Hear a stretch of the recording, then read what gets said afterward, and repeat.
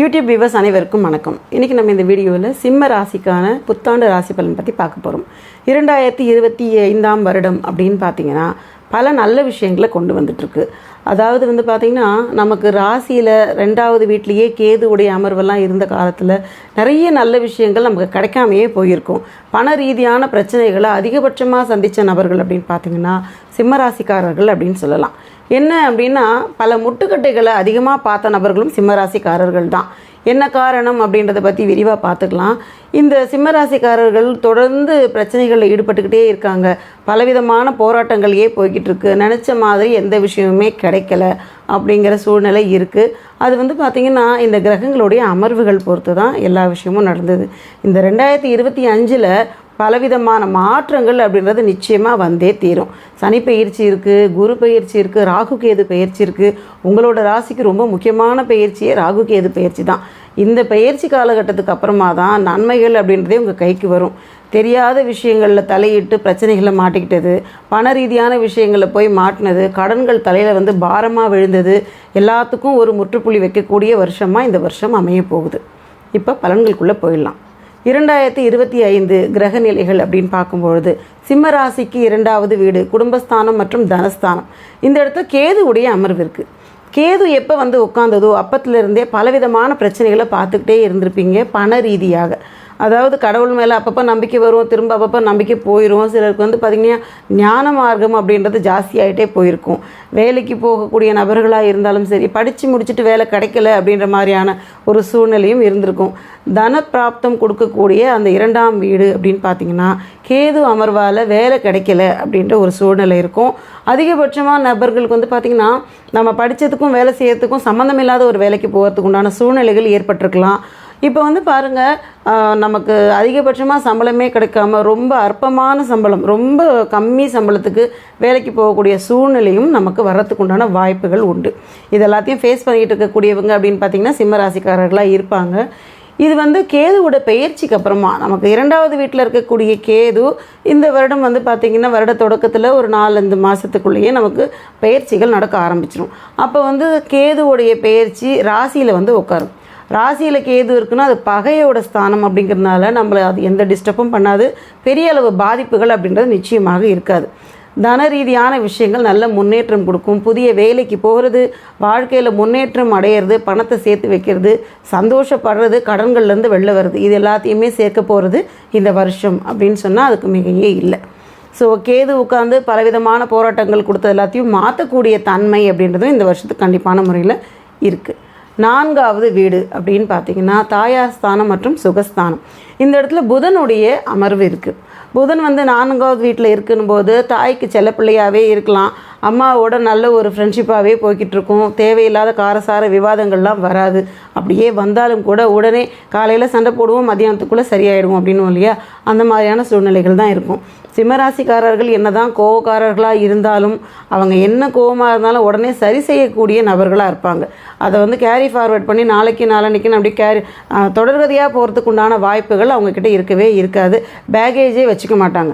அடுத்து என்ன செய்யணுமோ உடனே மறந்துட்டு நாளைக்கு நார்மலாக எப்படி பேசுவோமோ அதே மாதிரியே பேசக்கூடிய நபர்கள் தான். அவங்களுக்கு சுகஸ்தானத்தில் புதன் இருக்கிறதுனால சின்ன சின்ன சந்தோஷங்கள் கிடச்சிட்டு அப்பப்போ போய்கிட்டு இருக்கிற மாதிரியான சூழ்நிலைகள் இருக்கும். பண ரீதியான தாக்கங்கள் அப்படின்றது நிறைய பார்த்ததுனால எதுலேயும் கம்ஃபர்டபுளாக சந்தோஷப்படுறதுக்கு உண்டான சிச்சுவேஷன்ஸு இப்போ காணப்படலை அப்படின்ற மாதிரியான ஒரு சூழ்நிலையே இருப்பாங்க. இது எல்லாமே கிரக பயிற்சிகள் நடக்க நடக்க நல்ல மாறுதல்கள் கொடுக்க போகுது அப்படின்றத மறக்கவே மறக்காதீங்க. வாய் விட்டு சிரிக்கக்கூடிய நாட்களும் மனதார நிம்மதியாக தூங்க போகிற நாட்களும் வருது. ரொம்ப நாளாக தூக்கத்தை தொலைச்சவங்க, மனசளவில் பயங்கரமான ஸ்ட்ரெஸ்ஸோடையே இருக்கக்கூடியவங்க, எவ்வளோ ஜாலியாக இருந்த வாழ்க்கை ரொம்ப காம்ப்ளிகேட் பண்ணிக்கிட்டோம் அப்படின்னு நினச்ச நபர்களுக்கு எல்லாருக்குமே நல்ல மாறுதல் அப்படின்றது நிச்சயமாக உண்டு. 5ஆம் வீடு பூர்வ புண்ணியஸ்தானம் மற்றும் புத்திரஸ்தானம். இந்த இடத்துல பார்த்திங்கன்னா சூரியனோட அமர்வு இருக்குது. சூரியன் 5ல் இருக்குது அப்படின்னும் பொழுது பலவிதமான நன்மைகள், அரசு சார்ந்த நன்மைகள் அத்தனையுமே கிடைக்கிறதுக்கு உண்டான சிச்சுவேஷன்ஸ்லாம் கண்டிப்பாக உண்டு. அரசு சம்மந்தப்பட்ட விஷயங்களுக்காக என்னெல்லாம் காத்திருக்கீங்களோ, எக்ஸாம் எழுதி எனக்கு ஒரு வேலை வேணும்னு எதிர்பார்க்குறவங்களுக்கு வேலை வரத்துக்கு உண்டான வாய்ப்புகள் இருக்குது. அதே மாதிரி குடும்பத்துக்குள்ளே நமக்கு சப்போர்ட் பண்ணுறதுக்கு உண்டான சூழ்நிலைகள் இருக்குது. பூர்வ புண்ணியஸ்தானம்னா நம்மளுடைய பூர்வீக கர்மங்கள் என்னெல்லாம் இருக்கோ அதெல்லாத்தையும் நல்லது கெட்டது பிரித்து கொடுக்கக்கூடிய பலன்கள் தான் அந்த ஸ்தானத்துக்கு உண்டான ஒரு கரு. அது வந்து நமக்கு நல்ல கர்மங்கள் அழகாக வேலை செய்யறதுக்கு உண்டான சூழ்நிலையை ஏற்படுத்தி கொடுக்கும். இப்போ வந்து பார்த்திங்கன்னா புத்திரஸ்தானமும் அப்படிங்கிறதுனால புத்திர பாகியத்துக்காக காத்திருக்கிறவங்க, ரொம்ப நாளாக நம்ம குழந்தை வரம் கிடைக்காம தள்ளி போய்கிட்டே இருக்குன்னு நினைக்கக்கூடிய நபர்களுக்கு நிச்சயமாக இந்த வருடம் குழந்தை பிறப்பு அப்படின்றது உண்டு அப்படின்னு சொல்லலாம். பலவிதமான முன்னேற்றங்கள் கை கொடுக்கக்கூடியது. என்றைக்கோ அப்ளை பண்ணியிருந்தேன், இப்போ வரைக்கும் அங்கேருந்து எந்த வாய்ப்புமே கிடைக்கவே இல்லை அப்படின்னு தள்ளி போய்கிட்டே இருக்குது அப்படின்னு சொன்ன நபர்களுக்கு இந்த புத்தாண்டுக்கு அப்புறமா நல்ல நல்ல வாய்ப்புகள் வரப்போகுது அப்படின்றதுல கடுகளவும் சந்தேகமே கிடையாது. ஸோ ஜாலியாக இருக்கக்கூடிய சூழ்நிலைகள் நிறையவே வருது. மனசளவில் இருந்த பாரத்தை இறக்கி வைக்கக்கூடிய வருடம் அப்படின்னு சொல்லலாம். அடுத்து 7ஆம் வீடு களத்திரஸ்தானம். இந்த களத்திரஸ்தானத்தில் வந்து பார்த்திங்கன்னா சனியும் சுக்கிரனும் சேர்ந்துருக்கு. இந்த 2 கிரகங்கள் அப்படின்னு பார்த்திங்கன்னா நல்ல ஒரு காம்போன்னு சொல்லுவேன் இல்லையா. அதே மாதிரி 7ஆம் வீட்டில் இந்த 2 கிரக சேர்க்கைகள் இருக்கிற பட்சத்தில் திருமண வாய்ப்புகள் கைகூடும். திருமண வாய்ப்புகள் கைகூடும். அதே சமயத்தில் சுக்கிரன் அங்கே உட்காந்துருக்கு. அந்த கேது பெயர்ச்சிக்கு அப்புறமா கேதுவுடைய தொடர்பு சுக்கிரனுக்கு ஏற்படும். அதாவது ராகு கேது பெயர்ச்சிக்கு அப்புறமா காதலில் சிக்கிறதுக்கு உண்டான வாய்ப்புகள் இருக்குது. உங்களுக்கு அது வந்து பார்த்திங்கன்னா ரொம்ப ப்ரிகாஷனாக இருக்க வேண்டிய வருடம் அப்படின்னு சொல்லலாம். ஸோ வாழ்க்கை துணையை தேர்ந்தெடுக்கிறதுல ரொம்ப யோசித்து தேர்ந்தெடுங்க. இது வந்து பார்த்திங்கன்னா சட்டுன்னு முடிவு பண்ணுற விஷயம் இல்லை அப்படின்றத மைண்டில் போட்டுக்கோங்க. கிரகத்தோட பார்வையின் காரணமாக தான் இந்த விஷயங்கள்லாம் நடக்குது. ஸோ அதுக்குண்டான உங்களுக்கு என்னென்ன முயற்சிகள் எடுக்கணுமோ மைண்டில் உங்களை தயார்படுத்தி வச்சுக்கோங்க. அடுத்ததாக வந்து பார்த்திங்கன்னா சனி அங்கே உட்காந்துருக்கு அப்படின்னு பட்சத்தில் கூட்டு தொழில் செய்யறதுக்கு உண்டான வாய்ப்புகள் இருக்குது. பெரிய ஆர்கனைசேஷனில் போய் நம்ம வேலை செய்யறதுக்கு உண்டான சூழ்நிலையை ஏற்படுத்தி கொடுக்கும். அதே மாதிரி நம்ம ஏதாவது சின்னதாக ஒரு விஷயத்தை செய்கிறோம், இன்வெஸ்டர்ஸ் எதுவும் இல்லை அப்படின்ற பட்சத்தில் நட்பு ரீதியான இன்வெஸ்டர்ஸ்லாம் நமக்கு கிடைக்கிறதுக்கு உண்டான வாய்ப்புகளை ஏற்படுத்தி கொடுக்கும். ஸோ நம்ம வந்து பார்த்திங்கன்னா அரசு அங்கீகாரத்தோடு சில நன்மைகள் கிடைக்கிறதுக்கு உண்டான வாய்ப்பும் உண்டு. புதிய தொழில் உருவாக்குறதுக்கு உண்டான வாய்ப்புகளும் உண்டு. ரொம்ப நிதானமாக இருங்க. ஒரு கிரகம் பயிற்சி அடைய பல நல்ல மாறுதல்கள் அப்படின்றது வாழ்க்கையில் வந்துக்கிட்டே இருக்கும். நிதானம் தான் ரொம்ப முக்கியமாக இருக்குது. அதை மட்டும் கடைப்பிடிச்சா போதும். நமக்கு 7ல் சுக்கிரன் இருக்கிறதுனால பல நல்ல மாற்றங்கள், பண ரீதியான புழக்கங்கள் ஏற்படுத்தி கொடுக்கும். தேவைக்கு அதிகமாக பணம் வரத்துக்குண்டான வாய்ப்பையும் ஏற்படுத்தி கொடுக்கும். நம்மளுடைய அன்றாட தேவைகள், நமக்கு தேவையான துணிமணிகள், நமக்கு தேவையான சில விஷயங்கள், அன்றாட தேவைக்கு தேவையான விஷயங்கள் அத்தனையுமே ஈஸியாக கிடைக்கிறதுக்கு உண்டான சூழ்நிலைகள் உண்டு. சாப்பாடு விஷயத்தில் ரொம்ப லக்ஸுரியாக சாப்பிட்றதுக்கு உண்டான சூழ்நிலைகள் அப்படின்றது நல்லாவே தென்படுது. அடுத்து 8ஆம் வீடு. 8ஆம் வீடு அப்படின்னு பார்த்திங்கன்னா ஆயுள் ஸ்தானம். இந்த 8ஆம் வீட்டில் வந்து ராகுவுடைய அமர்வு இருக்குது. அடிக்கடி மனநிலையில் பெரிய பெரிய மாற்றங்கள் ஏற்படுறதுக்கு உண்டான சூழ்நிலைகள் இருக்குது. மனம் சார்ந்த விஷயம் அப்படின்னு பார்க்கும்பொழுது குழப்பங்கள் நிறைய வரும். மனசில் இன்றைக்கி ஒரு முடிவெடுப்போம், அந்த முடிவை நாளைக்கு மாற்றிப்போம், நாளைக்கு வேறு ஒரு முடிவெடுப்போம், நாளன்னைக்கு அதை மாற்றிப்போம். அந்த மாதிரியான குழப்ப சூழ்நிலை அப்படின்றது தான் 8ஆம் வீட்டில் இருக்கக்கூடிய ராகு கொடுக்கக்கூடியது. ஆல்ரெடி சனியும் பெயர்ச்சி காலத்தில் இருக்கிறதுனால சனி வந்து பெயர்ச்சி அடைஞ்சு 8ஆவது வீட்டில் போய் உட்காரப்போகுது.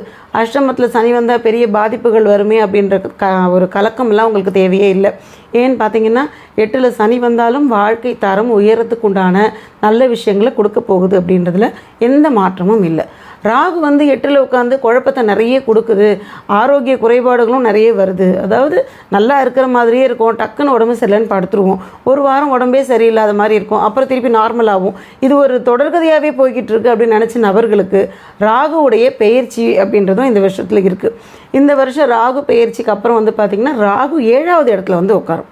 7ஆவது இடத்துல ராகு உட்காந்துருச்சுன்னா கூட்டு தொழில் செய்யக்கூடிய நபர்களுக்கு அபரிவிதமான முன்னேற்றமும் லாபமும் வரத்துக்குண்டான சூழ்நிலைகள் அப்படின்னு சொல்லலாம். பெரிய பெரிய நிறுவனங்களில் வேலை செய்யறதுக்குண்டான வாய்ப்பையும் ஏற்படுத்தி கொடுக்கும். வாழ்க்கையோட அடுத்த ஸ்டெப்புக்கு போகிறதுக்குண்டான ஒரு நல்ல விஷயத்தை ஏற்படுத்தி கொடுக்கும். ஸோ ராகு இப்போதைக்கு 8ல் இருக்குது. ஆரோக்கியம் சம்மந்தப்பட்ட விஷயத்தில் கொஞ்சம் உஷாராக இருங்க. உணவு பழக்க வழக்கங்கள் ரொம்ப முக்கியமாக இருக்கணும். வெளி உணவுகள் சாப்பிட்றத தவிர்த்துக்கோங்க. இது உங்கள் உடலை வந்து ஆரோக்கிய குறைபாடுக்கு ஏற்படுத்தி கொடுத்துரும். அதில் மட்டும் ப்ரிகாஷனாக இருந்துக்கோங்க. 10ஆம் வீடு தொழில் ஸ்தானம் மற்றும் ஜீவனஸ்தானம். இந்த இடத்துல வந்து குருவுடைய அமர்வு இருக்குது. குரு 10க்கு வந்ததுக்கப்புறமா தான் ஏதாவது ஒரு சின்ன வேலையாவது நமக்கு கிடைச்சிது அப்படின்னு சொல்கிற மாதிரியான சுச்சுவேஷன் தான் இருக்கும். குரு வந்ததுக்கப்புறமா கிடைச்ச வேலையை நம்ம செஞ்சுக்கிட்டு இருந்தாலும் கூட குரு பெயர்ச்சி நடந்ததுக்கு அப்புறமா நம்ம குரு வந்து 11ஆம் இடத்துக்கு இடம்பெயர்ச்சி அடைகிறார். 11ஆம் இடம் லாபஸ்தானம் இல்லையா? லாபஸ்தானத்தில் வரக்கூடிய குரு பல நல்ல மாறுதல்கள் நீங்கள் எதிர்பார்த்துருப்பீங்க இல்லையா? நல்ல சம்பளத்தோட வேலை வேணும், பெரிய ஒரு கம்பெனியில் போய் சேரணும் அப்படின்ற மாதிரி எண்ணங்கள்லாம் நிறைவேறத்துக்கு உண்டான வாய்ப்பையும் குரு பெயர்ச்சி ஏற்படுத்தி கொடுக்க போகுது. இப்போதைக்கு இருக்கக்கூடிய 10ஆம் இடத்து குரு அப்படின்னு பார்த்தீங்கன்னா தொழில் ரீதியான முன்னேற்றம், நிறைய கற்றுக்கக்கூடிய விஷயங்களை ஏற்படுத்தி கொடுக்கும். இப்போ தான் நம்ம வந்து பார்த்திங்கன்னா ஒரு வேலைக்கு போயிருக்கோம் அப்படின்னா அதில் உள்ள பேசிக்லேருந்து எல்லாத்தையும் கற்றுக்கிறதுக்கு உண்டான சுச்சுவேஷனை ஏற்படுத்தி கொடுக்கும். இது நம்ம பயிற்சி காலம் அப்படின்னு நினச்சிக்கோங்க. அப்படி இல்லைன்னா சில இன்டர்ன்ஷிப்பாக போயிருப்பாங்க. ஸோ இந்த இன்டர்ன்ஷிப் கம்ப்ளீட் ஆகிறதுக்குள்ளே நமக்கு அடுத்து வந்து பார்த்திங்கன்னா இன்னொரு இடத்துல போஸ்டிங் கிடைக்கலாம். வாழ்க்கையோட முன்னேற்றம் அப்படிங்கிறது அது படிப்படியாக கிடைக்குது அப்படின்னு நீங்கள் மைண்டில் வச்சுக்கோங்க. இது நாளுக்கு முன்னாடி இருந்தது எல்லாத்தையுமே மறந்துடுங்க. வாழ்க்கை தரம் உயரப்போகுது அப்படின்றதுல மட்டும் ரொம்ப ஸ்ட்ராங்காக இருங்க. லைஃப் நல்லா போய்கிட்டே இருக்கும். அடுத்து 12ஆம் வீடு. 12வது வீடு அப்படின்னு பார்க்கும்பொழுது அங்கே செவ்வாயுடைய அமர்வு இருக்குது, விரயஸ்தானம். விரயஸ்தானத்தில் செவ்வாய் இருக்குது அப்படின்னா நீங்கள் உங்களோட கோவத்தை டக்குன்னு காட்டலாம் முடியாது. ஏன்னா ரொம்ப கோவப்படக்கூடிய நபர்களாக இருந்தாலும் கூட வேலை செய்கிற இடத்துல போய் நம்ம காட்ட முடியாது இல்லையா? கொஞ்சம் பல்ல கடிச்சிக்கிட்டு அப்படியே இருந்து வந்துடுவோம். எல்லா கோவமான பொக்கிஷங்களையும் வீட்டில் வந்து நம்ம அப்படியே கொட்டுறதுக்கு உண்டான வாய்ப்புகள் இருக்குது. வீட்டில் பெரியவங்க கிட்ட கோவத்தை காட்டுறவங்களுக்கு முன்னேற்றம் அப்படின்றது ரொம்ப தடைப்படும்ன்றதை மைண்டில் வச்சுக்கோங்க. எப்பயுமே பெரியவங்களுக்கு, அதாவது தாய் தந்தையருக்கோ வீட்டில் இருக்கக்கூடிய பாட்டி தாத்தா இந்த மாதிரி நபர்களுக்கோ இல்லை நம்மளுடைய வயசில் மூத்த உடன்பிறப்புகள்கிட்டையோ மரியாதை குறைச்சலாகவோ நம்மளுடைய கோவத்தை காட்டக்கூடிய மாதிரி சூழ்நிலையை நம்ம காட்டுற பட்சத்தில் சிம்மராசிக்காரர்களுக்கு இல்லை பொதுவான மனிதர்களுக்கே இந்த மாதிரி கோவத்தை நம்ம அதிக வயசு உள்ளவங்ககிட்ட நம்ம காட்டுறோம் அப்படின்னாலே முன்னேற்றம் தடைப்படும். இதை நீங்கள் மைண்டில் வச்சுக்கோங்க. எல்லாத்தையுமே அடக்கக்கூடிய சக்தின்றது தியானத்தால் முடியும். 10 நிமிஷம் தியானம் பண்ணுங்கள். அதை பண்ணுற பட்சத்தில் உங்கள் கோவத்தை நீங்கள் வெல்ல முடியும்.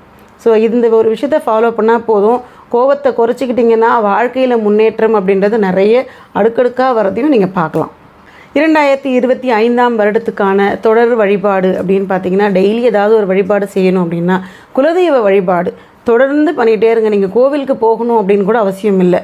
வீட்டில் உட்காந்து குலதெய்வம் படம் இருந்தால் இருக்கட்டும், அப்படி இல்லைன்னா ஒரு சொம்பில் தண்ணி வச்சுட்டு குலதெய்வத்தோட பேரை ஒரு 6 தடவை சொல்லுங்கள். மனசார வேண்டிக்கோங்க, என் வாழ்க்கை ரொம்ப சிறப்பாக இருக்கும்னு நான் நம்புகிறேன், நீங்கள் கூட இருங்க அப்படின்னு சொல்லி கேட்டுட்டு அந்த தண்ணியை குடிச்சிட்டு உங்கள் நாளை தொடங்குங்க. இது உங்கள் வாழ்க்கையில் சிறப்பான பலன்களை கொடுத்தே தீரும். வாழ்க்கையில் எந்த மாதிரி பிரச்சனைகள் உங்களை வந்து சேர வேண்டி இருந்தாலும் அதை தெரிஞ்சுட்டு உங்களை முன்னேறி கொண்டு வரத்துக்கு குலதெய்வ அருள் உங்களுக்கு எப்பயுமே இருக்கும். இன்றைக்கி நம்ம இந்த வீடியோவில் சிம்ம ராசிக்கான புத்தாண்டு ராசி பலன் பற்றி பார்த்தோம். இந்த வீடியோ உங்களுக்கு பிடிச்சிருந்தா லைக் பண்ணுங்கள், ஷேர் பண்ணுங்கள், சப்ஸ்கிரைப் பண்ணுங்கள். டவுட் இருந்தால் கமெண்ட் பண்ணுங்கள். நன்றி, வணக்கம்.